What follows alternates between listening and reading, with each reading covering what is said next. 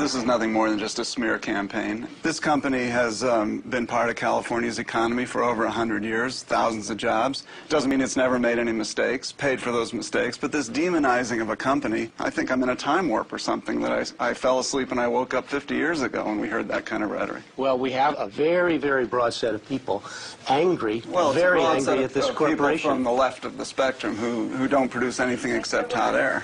From its complicity in unspeakable human rights violations overseas against women, gays, laborers, and indigenous peoples, to its efforts to subvert U.S. foreign policy and deceive the courts, the public, and its own stockholders, Unocal is emblematic of corporate abuse and corporate power run amok. Extending a business deal with Burma Army is immoral. Unocal cannot do business in Burma without supporting that hopeless regime. It cannot justify.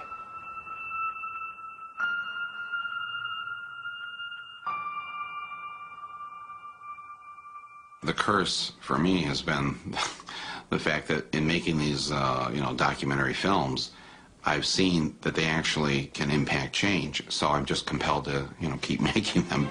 Yep, that's me, doing what I do. All year long, I give big companies a hard time. But at Christmas time, I like to set aside my differences and reach out to big business, like cigarette companies.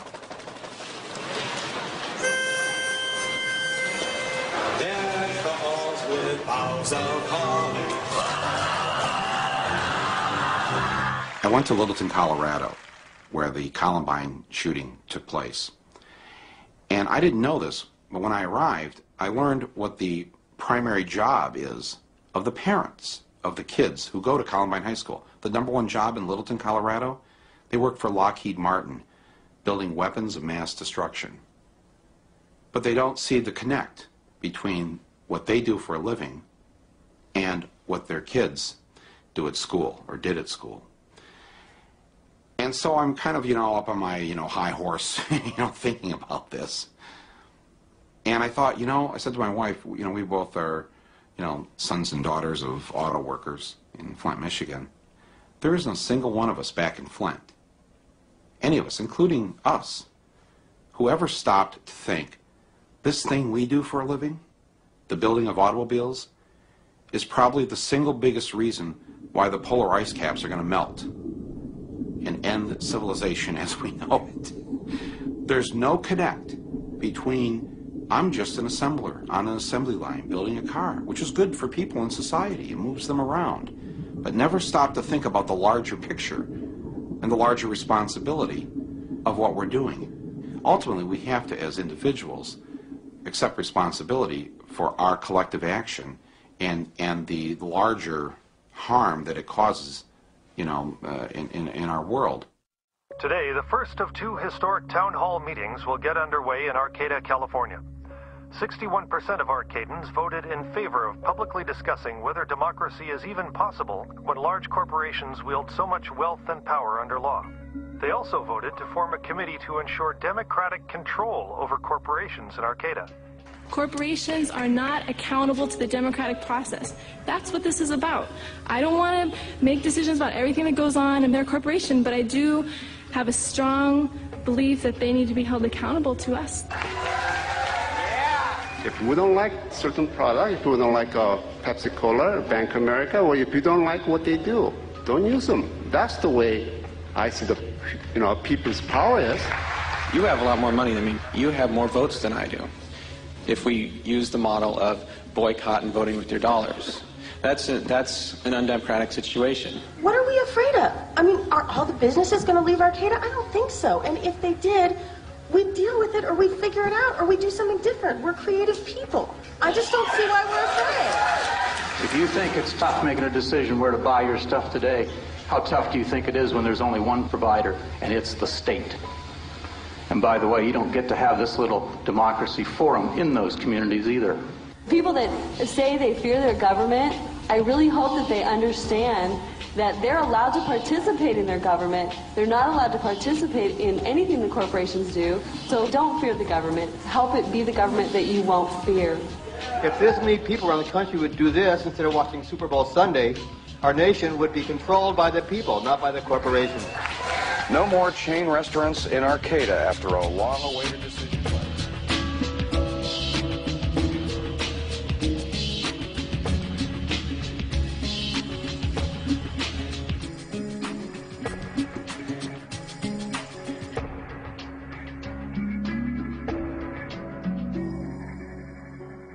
Over the past decade, we have been gaining ground.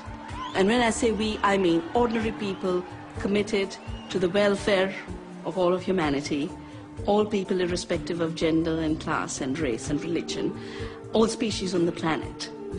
We managed to take the biggest government and one of the largest chemical companies to court on the case of Neem and win a case against them.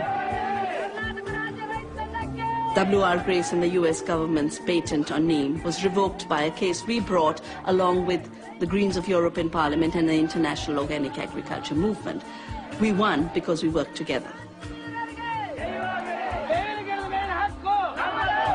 We have overturned nearly 99% of the Basmati patent of Rice Tech. Again, because we worked as a worldwide coalition. Old women in Texas, scientists in India, activists sitting in Vancouver, a little Basmati action group. We stopped the third world being viewed as the pirate, and we showed the corporations were the pirate.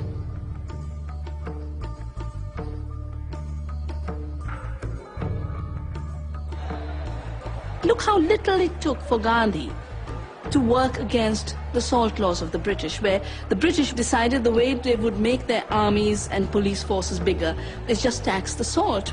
And all that Gandhi did was walk to the beach, pick up the salt, and say, nature gives it for free, we need it, we've always made it, we will violate your laws, we will continue to make salt. We've had a similar commitment for the last decade in India that any law that makes it illegal to save seed is a law not worth following. We will violate it because saving seed is a duty to the earth and to future generations. We thought it would really be symbolic. It is more than symbolic. It is becoming a survival option. Farmers who grow their own seeds, save their own seeds, don't buy pesticides, have threefold more incomes than farmers who are locked into the chemical treadmill, depending on Monsanto and Cargill. We have managed to create alternatives that work for people.